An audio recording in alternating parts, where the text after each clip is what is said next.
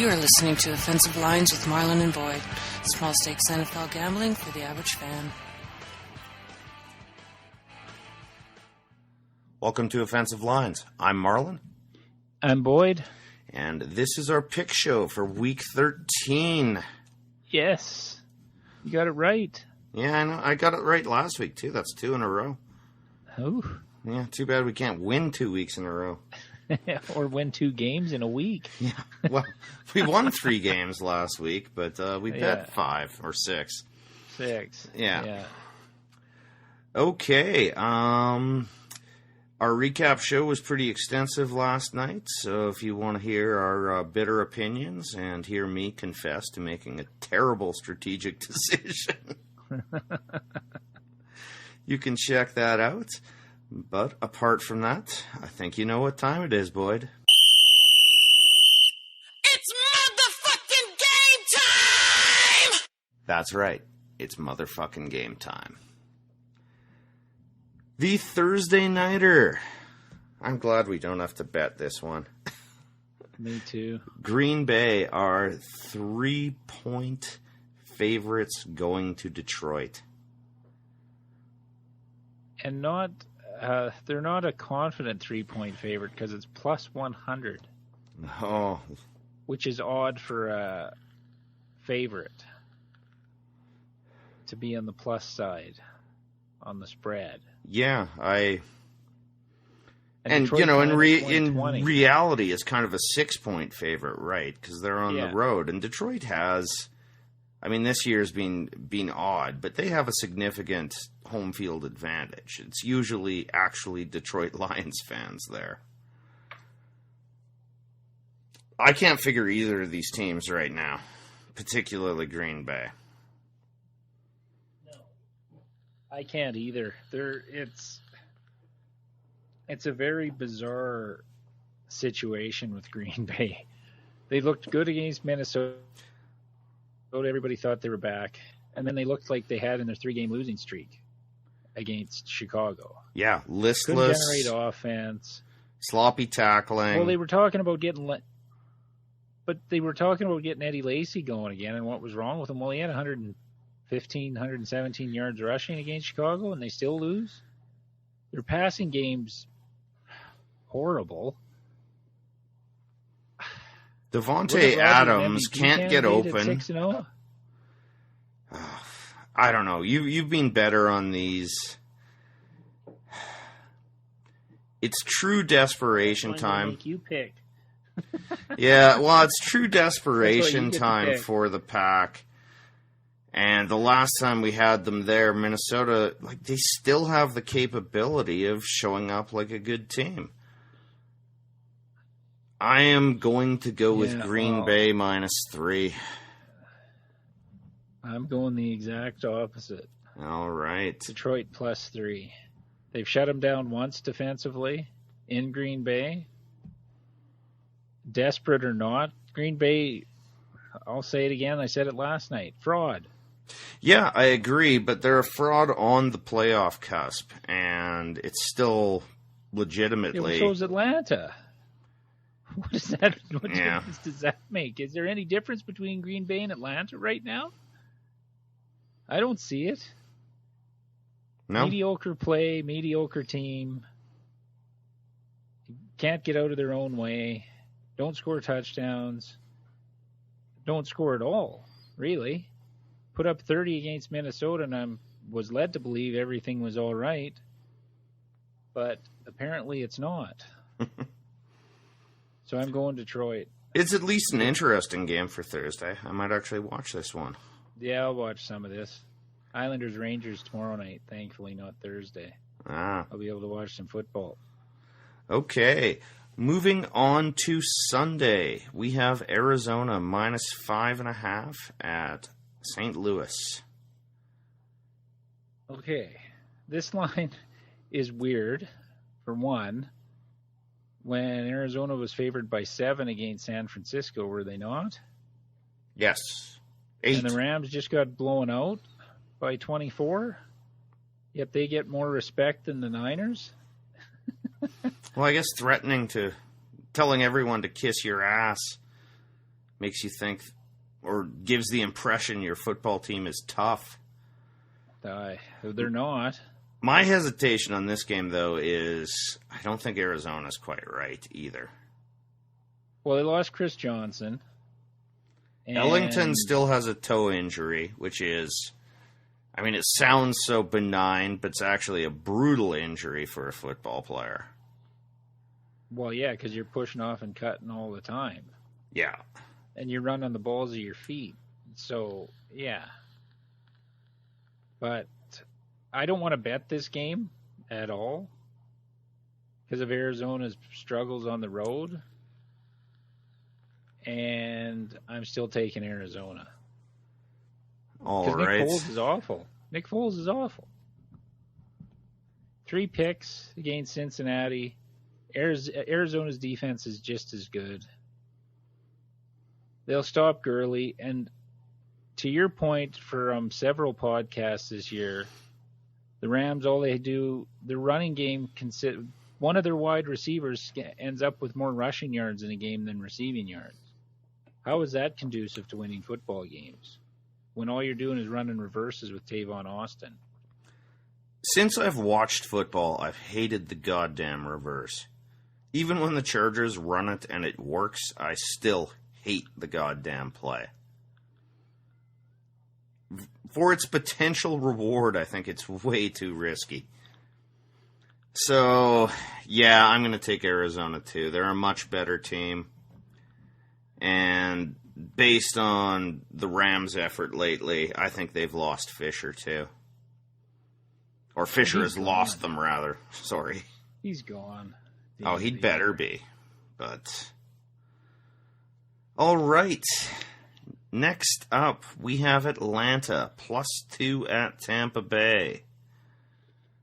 Not touching this one either. No. I thought Tampa turned a corner, and then they went into Indy and laid a fucking egg. Yeah, and Indy's a 12-6 team lead at the half and get shut out in the second half. Yeah, that's the part that really frightens me about that is they looked fine, and who on Indy's defense should be able to shut down a team? Yeah, they seem to be doing something. 2 weeks ago, I would have thought, oh yeah, we'll keep riding the Tampa Bay thing because I was confident we were going to get that game. And no, I don't want to touch it. Too many unknown. Matt Ryan, their offensive line, their defense. Tampa Bay, they put up 12 against Indy, 10 against Dallas, and won 1 out of those 2. That doesn't happen very often. Although they did put up big numbers against Philly, Washington. Putting up big numbers against Philly doesn't seem to be much, and for all their big numbers, well, they still ended up losing that game, though. Yeah, but their offense was scoring points. Like, I don't think Atlanta's going to put up 30 points, but who the fuck knows? Tampa Bay got a bunch of their points on turnovers in that Washington game. That's why the lead got so high early. Like, whether they were direct 6-point defensive scores or just ridiculously short fields, I can't recall. But that said, I don't like Atlanta at all. I'm going to go Tampa Bay. Yeah, I'm taking Tampa as well. Okay. Next up, we have Baltimore, +4.5 at Miami. Take it you don't want to bet this one? No. I'm not entirely against Baltimore in this. Me either, but... Oh, man. Like, you look at their offense, and Baltimore, how'd they put up 30 points, 33 points last night? Well, Schwab actually moved the chains a lot, but then he did his classic terrible Schwabian interceptions. But it's not like he has a lot of weapons though either. Well, he has Aiken, and that's it. Well, and Aiken ran a terrible route on the last pick that they got away with. Yeah, I heard that on the radio driving home last night. So who can be counted on there? No, you're right. Like, even though I don't hate Baltimore getting 4.5, and I'm going to take them, this is a stay away. These are two terrible teams. Yeah, I'm taking Baltimore too. Baltimore had a kick return for a touchdown and a blocked field goal for a touchdown. So maybe I rethink, but Miami's so Miami that I don't know what. They have no home field advantage, which we pointed out 100 times this year. Well, and previous years, and it hasn't changed. Their defense which looked good against Tennessee, and who else? They beat one couple in a row when they changed coaches. Houston. And they crushed Houston. And then after that, they've looked like shit again. Oh, man, you almost talked me into fucking Miami, though. Well, for all Baltimore is terrible, I still think they're better and have better leadership than Miami. That's why I'm taking the points. Give me Miami. All right. I can't trust the Schwab. Yeah, I would like to say it was my brilliant football acumen that had me take Baltimore last week, but it was the same kind of situation. Which terrible team is worse? All right. Next up, this game is off the board because Cleveland, well, McCown is out with a broken collarbone, but Cleveland has not announced whether it will be Johnny Football or I can't even remember the guy's name. Austin Davis, I think, isn't it? I think he's their third stringer. Okay. So, okay, if you're being fair to your football team, then the other players on it, you start Manziel. Even if you have no plans on keeping him after this year, you start Manziel. Agreed. Because he does give you the best chance to win. Not that they're going to win, but he's better than a third stringer who had no snaps with the first team all fucking year. So I think knowing Cleveland, they'll start Austin Davis. Because they've got to, I don't know, make a point of principle. What an organization.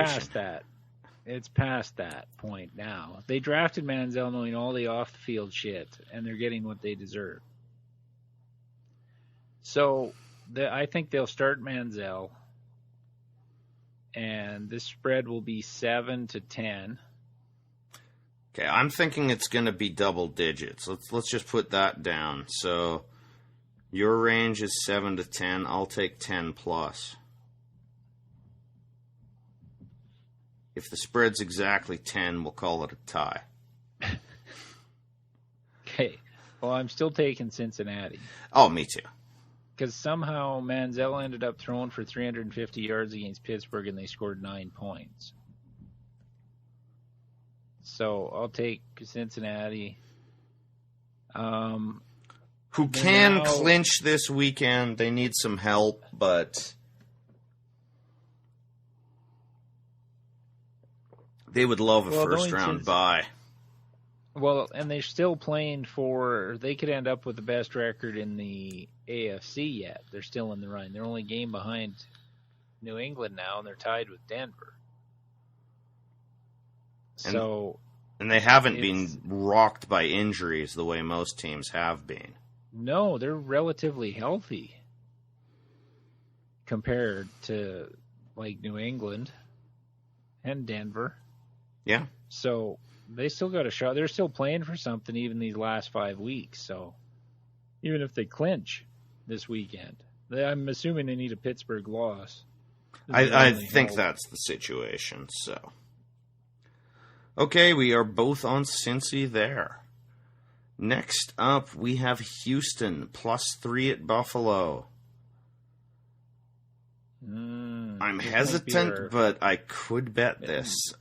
This might be our underdog game. It's in the mix for underdog games.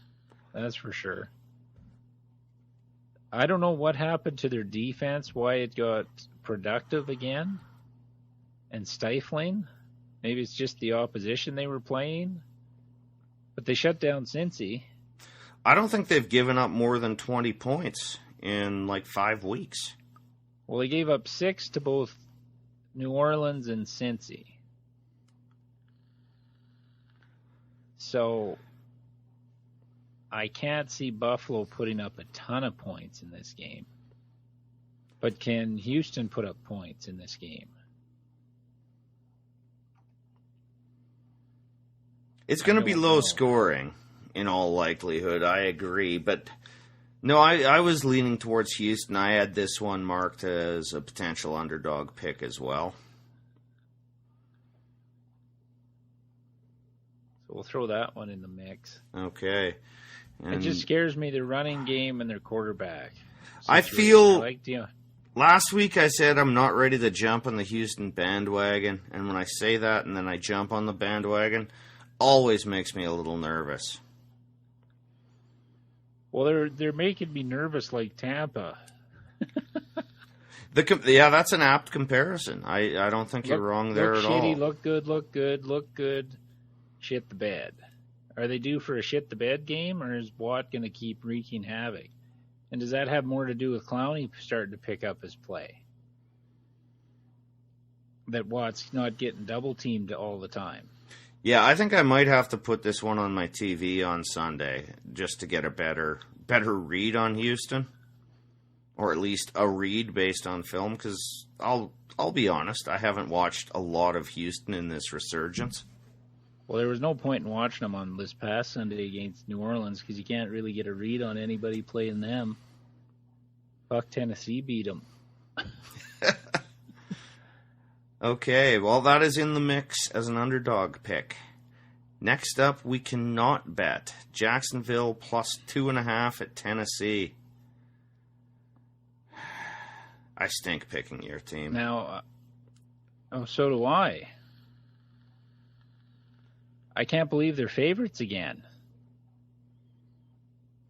Like, their defense plays well enough, but they lost in Jacksonville 19-13 with basically the same team they're going to trot out there this Sunday with the addition of Kendall Wright's back. That's about the only difference. So, why Tennessee's favored? Like, Alan Hearns is unlikely to play, which is a blow to Jacksonville, but it shouldn't really make them that different. And with Julius Thomas getting more in the mix, they said they wanted to start getting him more involved in the last Tennessee game, and his production has gone up each game after. So you figure he can take some of the pressure off Bortles if they can have some underneath stuff with him, take some of the heat off the Tennessee pass rush. And even if they can run out Hearns as a decoy, that's going to make your defense pretty thin. Yeah, and we're not very good against the run. We're 6th against the pass and 25th against the run under normal statistical measurement. So I think you see more of Yeldon in this game, and it's probably going to be in the 20-point range for both teams again. I'm taking Jacksonville. Yeah, I'm with you. We took Tennessee last week because we thought, okay, Oakland struggling, lost 3 in a row, traveling back across the country again, and Tennessee couldn't hold on to win that and cover. So, well, and Tennessee's had a lot of problems in the fourth quarter. Oh, by the way, I like that text you sent me that proved that my perceived misery in watching the Chargers was somewhat justified. Yeah, what was it, since 99? Yeah, since 99. So this century, really, the Chargers have the most losses when leading in the last minute, was it? Or last play? No, it was the last play of the fourth 18. quarter or overtime. No, 24 or 26. It was like 26 times they've lost on the last play of the game in the fourth quarter or overtime. So for all the Cleveland fans that were tearing their jerseys off last night, relax. Yeah. I did bring up that I've seen it. No, it was 18 with the Browns 17. Okay. Behind them. But yeah, it amused me when I got that text. So I wasn't just making it up on the podcast yesterday. That I've seen this movie a few times. Okay, next up we have the New York Jets -2 at the New York Giants. Who the fuck knows? I haven't a clue on either of these teams. Jets blew out Miami. Giants struggled in Washington. Got 2 late touchdowns to make it closer than it looked. The Giants have no O-line left. It looks like the Chargers unit. They've got Odell Beckham. I actually like the Jets quite a bit here. Yeah, I do too, but we've liked them a lot in the past. No, we haven't really bet them much, and surprisingly, it's one of my games. Oh, I've gone against them in most of those. I've strangely had my finger on the pulse of the Jets. I still think they're a fraud, but the Giants had the opportunity to show up and take control of the East. And now I think they're out. Game? Is this a kitchen sink game for the Giants? I think it's for both, though. And I like the little brother coming back at the bully. Is Rivas playing, do you know? Don't know. I know he hasn't been I don't think it matters. Yeah. Because if they try and put him on Beckham, he's going to get toasted. DeAndre Hopkins lit him up in Houston. I'm taking the Giants. You're taking the Giants? I'm going the Jets. Yeah. Ryan Fitzpatrick. I did read I did read an interesting theory that this game and any other shared stadium games, which I don't think there are any other ones currently, those should be the games in London. It's only like every 4 years, right? So you can see it coming up, put them at a neutral site. I thought it was a pretty good idea, That's actually. Not a bad idea. But the Giants would still bitch because they're losing a home game. And the only reason the other teams go is because they have no home field advantage. Yeah. Yeah, there would be Buffalo. Problems, but if it rotates like every 4 years, don't these go home and home? So it would even out, but I kind of like the idea anyway, because calling it at Giants is kind of silly too. Anyway, it was just a minor theory I read that I thought had some value. It's not a bad idea. The NFL's not smart enough to implement it, but they can't bully the Giants, right? I think you nailed it there. That's the real problem. The Giants will just say, no, fuck you. Well, and Jacksonville will make more money going to London than they do staying at home. So, of course, they sign up for the next 4 years again. Well, especially when they get the extra $5 million to pocket. Well, and you're going to sell jerseys. You're going to sell more merchandise. You're trying to create a fan base. I wouldn't be surprised if at the end of this term, the next 4 or 5 years, they move to London. That's part of the plan, why they signed up for that many years, I think. Yeah, I think they just... It was time to build the fan base. It was a cash grab because they kept tarping over more seats. Yes, short term it is, but I think long term they're the team the NFL wants to put in London. No one's ever figured out the logistics of that yet, though. They haven't even gotten that deep. They've got 5 years to do it. Like, where's training camp? Anyway, there's a lot of questions, so... All right, next up, we have Seattle +1 at Minnesota. Yikes. Yeah, I don't want to bet this one. I know Minnesota's being mostly good for us. Yeah, I know. If I trusted Bridgewater even 15% more than I do, I like Minnesota's defense to have a really good chance of shutting down Seattle. I think last week was a strange aberration. Well, they practice against Russell Wilson every week, basically. There's no difference really between him and Bridgewater. I know Wilson had a good game last week. But Minnesota can get heat, which I don't think Pittsburgh can do. No. And Minnesota doesn't turn the ball over like Pittsburgh did last week. Like, take away the 19 points off turnovers in that game. It's a totally different scenario. Yeah. And Pittsburgh was still within a field goal of winning that game late. Oh, man. Seattle's not good. They're totally different on the road, even though they're not that good at home this year. And they've been at home. You know, everyone talks a little about this Seattle resurgence where they look like a team. They've been at home for 3 straight weeks. Yeah. No, I'm taking Minnesota, and I don't know. We'll see what comes up on the board. And I don't want to bet it, but it's one of the better options we've seen. Yeah, I like Minnesota here, too. Okay. Bridgewater's the problem. Like, he's not terrible, but he's not good either. No. But that Seattle defense isn't what it was either. Like, you didn't walk in there and put 30 on them in the past couple of years. No. Or fourth quarter comebacks the last couple of years. No one's afraid of Sherman's side of the field anymore. No. Well, it all comes down to your corners are only as good as your pass rush. Yes. So Terrence Newman looks like he's rejuvenated in Minnesota, but that's because they have a pass rush.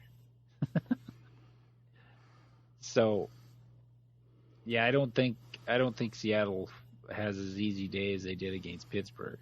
Oakland put up 35 on them. So, all right. Yeah, going with the Vikes. All right. Next up, we have the Niners +7 at Chicago.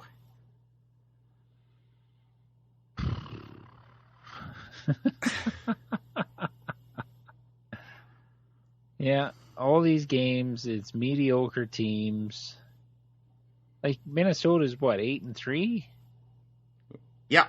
And they're still, You know what I mean? Like in the past, an 8-3 team at home against a 500 team isn't a 1-point favorite. But that's where we are now. And how many points have the Bears put up last few weeks? It's like 18 points is their ceiling.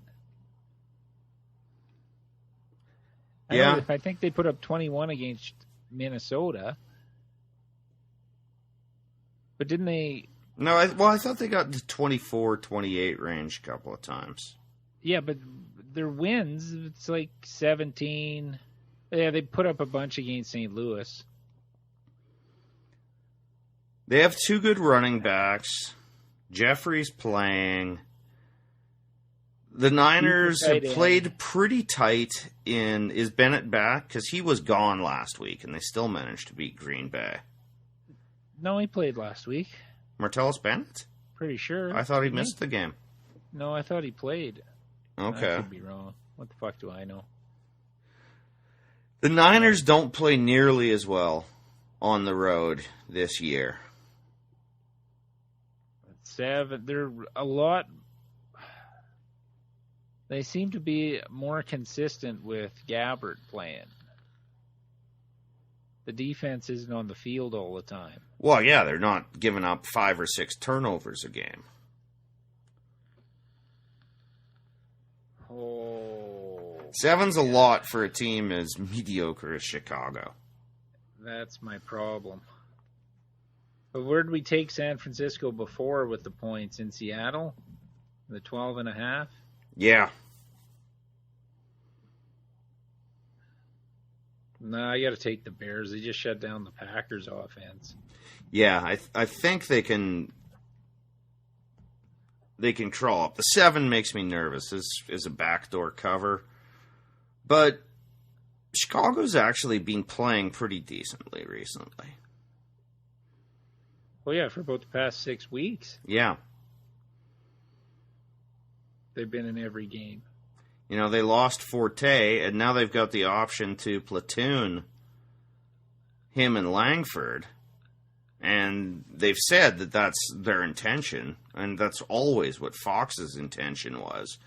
And one thing about Fox teams is they're usually prepared. Wait, I don't think he's getting enough credit for their work their defense has done this year. Yeah. I mean, they're never a flashy team, or almost never, unless, you know, Manning has a record he wants to set. But he's a pretty solid and consistent coach. Well, and how come Jay Cutler doesn't get any credit when they're winning these games? He's like any other quarterback that beat Green Bay. Didn't make any stupid mistakes. Hasn't been turning the ball over, making Jay Cutler throws like he has in the past. And he's gotten no publicity this year. They're not a bad team. No. When you look at the rest of the league. No, I'm definitely on Chicago there. Like, played Minnesota tough. Should have won the Minnesota game. Oh, yeah. We stole that one. Yeah. And they beat Green Bay in Green Bay. There might be some value there later in the season. Yeah. Okay, the next game up, we cannot bet. Denver is -4 at San Diego. Just take Denver, please, people. Yeah, that pass rush is going to eat Phillip Rivers alive. Yeah, I mean, that's what saved us against Jacksonville, is Jacksonville's heat did not seem impressive. The O-line's still in tatters. Johnson, Inman, and Gates. No, I don't think they can do it. This is all on defense. Denver has to score, another 21 points, and they should handle this comfortably. I think San Diego can be held to 10 or less here. Yes. So, yeah, we're both on Denver. Okay. Not a lot to discuss there. That wasn't covered in previous podcasts with San Diego. All right. Next up, we have KC -3 at Oakland. I think we have to take KC here on principle. I think we do too. My one big worry here is Justin Houston is out. Yeah, but after he went out against Buffalo, Buffalo didn't do much either. Yeah, they're still getting some heat there. Yeah. All right. Like after the first quarter, Buffalo scored 9 points, I think, in the last 3 quarters. And I'm going to say Kansas City's defense is at least as good as Tennessee's. And Tennessee put the clamps on Oakland's offense for the most part for most of the day. I agree, and Kansas City's boring offense seems like the kind of team that can grind down Oakland. Oakland plays great with the lead, but I don't think they'll get that easily. Long possession drives. I mean, I know we both think Oakland is a team on the rise, but I think Kansas City's still a much better team at this stage. Yeah, and Kansas City can't afford another. Well, this is a playoff game almost. Yeah, Kansas City is very much they can maybe afford one more mistake and still get a wild card, but I don't know that they could for sure. So, is this one in the mix, do you think? Yes. Okay. Next up, we have Carolina -7 at New Orleans. Don't hate this game. Nope. New Orleans is in shambles. Panthers have the best defense in the NFC, maybe all of football. Drew Brees put up a whopping 6 points in Houston. And I do think Carolina's defense is much better than Houston. Well, not even much better, but better. Yeah. New Orleans defense, I mean, you can fire all the Ryans you want. You can't turn it around like that. No, I see interceptions. Like, Norman could have a pick or two. Kuechly's the best linebacker in football right now. They have a decent pass rush. They have a running game. Newton just gets shit done. Undefeated season. They're not gonna take a week off. No, I have a tiny worry about a bit of a letdown after their big national game, but they've also had the extra time to prepare. Yeah. And rest. Days. Yeah. No, I think this one's in the mix.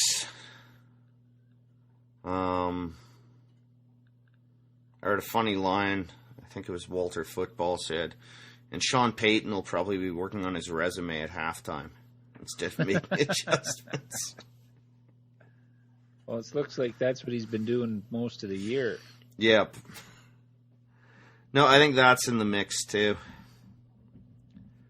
And, you know, for whatever reason, Carolina's just still at 11-0, not getting much respect. No, when you look at the line in the next game, Yeah.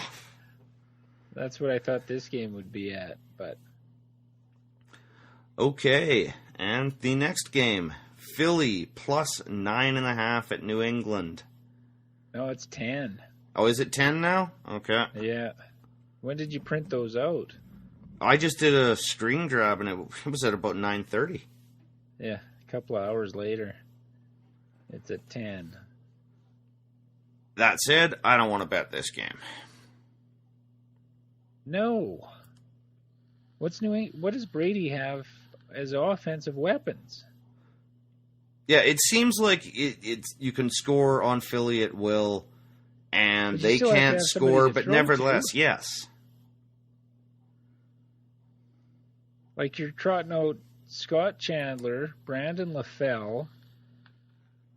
Who are they running in the I think slot? Amendola's supposed to play again this week, but, you know, it could be 3 plays before he's injured again. Yeah. The O-line for New England is not particularly good. I mean, I think New England wins this game, and Yes. I think there's at least a 50-50 chance they cover the 10, but I don't want to go near it. Their big spreads, they haven't covered a lot this year. They covered Washington, but then didn't cover the next week. Was it the Bills the next week after Washington? Was it the Jets and then the Bills? Okay. So they didn't cover. No. Whatever game was after, they didn't cover, and it was a 10, 11-point spread. Somewhere in there. I know the Bills was only 7, I think, so it must have been the Jets. But no, I don't trust them with the big spreads. Well, and the injuries. It's just injuries. If this was Gronk, Edelman, Amendola, everybody healthy, Dion Lewis, this spread would be 14. And I would feel more comfortable betting that. Oh, much more comfortable. New England with weapons? Yeah, I'd be much more comfortable. That said, I'm going to take New England. Yeah, me too. I can't. No, Detroit's not a juggernaut, but they got a they lot. put up 40. They've got a lot more healthy talent right now than New England. And yeah. And New England won't give a rat's ass about the spread. They never really have. No. But I still have to take New England. Even though it'll probably bite me in the ass. But all right. Next up is off the board. So we'll play our Guess the Line game again. Indy at Pittsburgh. Because Roethlisberger has said he'll play through any injury but a brain injury. And good on you. That's probably a pretty good call. I don't think anyone questions his toughness. But what's the word? I saw a tweet today is that Ben Roethlisberger keeps trying to say he doesn't have a concussion. But he's in the protocol. So it's not whether he says he has a concussion or not. It's if they decide. And that gets into the whole questions about baseline. Oh, yeah, well. You're playing St. Louis. But, okay. Spread with Roethlisberger's, Pittsburgh -3. Okay. Spread without Roethlisberger, pick him. Okay, I'm going to call it with Roethlisberger 7, and without, I'm going to call it just home field, the 3.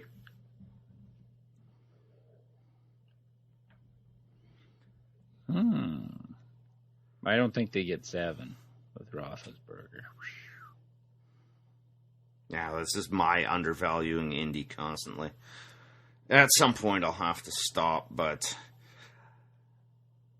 I am going to take Pittsburgh. Me too. You can't keep winning with a 40-year-old quarterback. It just makes no sense. And only generally playing one quarter. And I mean, if Indy holds Pittsburgh, if Roethlisberger plays and they can hold him to under 28, then I'll start to respect that defense. With the backup in, I still think Pittsburgh can get 20. Otherwise, I'll have to completely reevaluate Indy here. All right, and the Monday Nighter. Dallas, +4.5 at Washington. At least when the schedule was made, this one had the potential to be an interesting game. Yeah, ESPN has no luck. Nope. And Matt Castle at quarterback, Washington playing for the division. They're going to win that division, too. I'm going to let you pick. Oh, I'm taking Washington. Pick this game because 4.5. So am I, but I'm a fair I'm bit. Going back to our old. Yeah, make me pick the East, so I'll fuck it up. Yeah, but Dallas won't score any points. Well, that's it. They've only put up like 10 or 12 17? Against less accomplished defenses than Washington. And even though I've ripped on him for his entire career, Kirk Cousins is far from the worst quarterback in the league. Well, yeah, they might be playing the worst quarterback in the league. So, like, Des Bryant's neutralized with Castle, just with Castle being the quarterback. I agree. So, you don't really have to worry about him much. I'm thinking if Washington gets to 17 points, they cover. Yeah. 17-10. They get that crappy touchdown late like they did against Carolina, Dallas does. But Washington should, if they truly think they're going to win the East, they have to win this game. The only thing that scares me is they've been kind of a wishy-washy team from week to week as well. Yeah, they're tough to predict. Well, the whole East is terrible, as we brought up on many other podcasts. Yeah. The whole league. All right. It's tough to predict. Well, we only have 3 games that we've marked, Boyd. Oh. So we got Houston +3. Yeah. We'll book that. Yep. So Houston +3 at Buffalo. $10 bet pays $20 even. Booked. That's not a terrible price. No. All then right. We have Minnesota. Well, we talked about that once, but I didn't mark it there. What was the other ones? We have KC -3 at Oakland. Right. and Carolina -7 at New Orleans. Oh, yeah, I like those better. Okay. So we have Kansas City -3 in Oakland. We're getting a good price on that, too. It's like an underdog pick. $10 pays $20.50. All right. Booked. And until New Orleans proves they can do anything, and Carolina, loses or something, which I don't see being particularly likely this game, Carolina -7 at New Orleans. Yeah. $10 pays $19.52. So if these hit, we're actually coming out paying no vig, really. Yeah. Almost exactly. Especially since pennies are illegal in this country now. So if you want to give us a recap. All right. For our underdog pick, we have Houston +3 at Buffalo. Then we have KC -3 at Oakland. $10 pays $20.50. The Houston pick, $10 pays $20. And then we have Carolina -7 at New Orleans. $10 pays $19.52. It's the week of the Road Warriors. That's what we were successful before with that. Yes. Earlier in the year, so fingers crossed. All right. If you want to check out the podcast, you can listen to it on iTunes or Stitcher for your Android device, on our website, offensivelines.ca. Follow us on Twitter at Offensive Lines for any updates to our blog posts or when a new podcast is available. Our personal Twitter accounts at OLinesMarlon or at OLinesBoyd. Facebook.com/Offensive Lines. And if you want to send us an email, it's offensivelines@shaw.ca. I'm Boyd. I'm Marlon. And those are our picks for Week 13. It's Fallout 4 time. Generous fucking gambler.